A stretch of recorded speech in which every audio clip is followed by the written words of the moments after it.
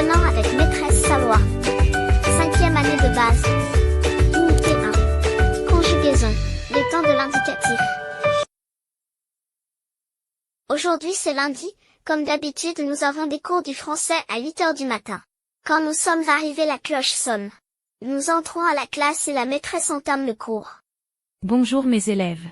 Aujourd'hui on va commencer une nouvelle leçon. Commencez par regarder ces 3 images. Qu'est-ce que vous voyez? Je vois une bébé, une fille et une vieille dame. C'est bien ma petite. C'est une bébé-fille. Lorsqu'elle grandit elle devient une jeune fille. Et après elle sera une vieille dame.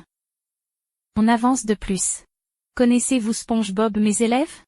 Regardez ces images. Puis une autre élève lit les phrases. Avant quelques années SpongeBob a été petit. Maintenant, il est jeune. Après quelques années il sera vieux. Mais pourquoi les verbes sont différents? Non, c'est le même verbe. Le verbe être. Mais il est conjugué en 3 temps différents. Qu'est-ce que ça veut dire 3 temps différents? Dans notre quotidien. On peut parler d'une chose qui est passée en avance.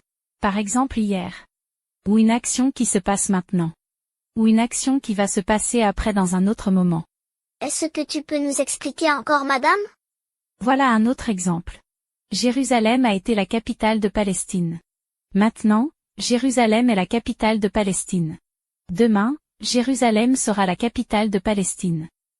Ces 3 phrases sont conjuguées au passé composé, au présent et au futur. On a aussi 3 indications temporelles différentes. Hier, maintenant et demain. Passé composé, présent et futur? Pouvez-vous m'aider à comprendre ces 3 temps?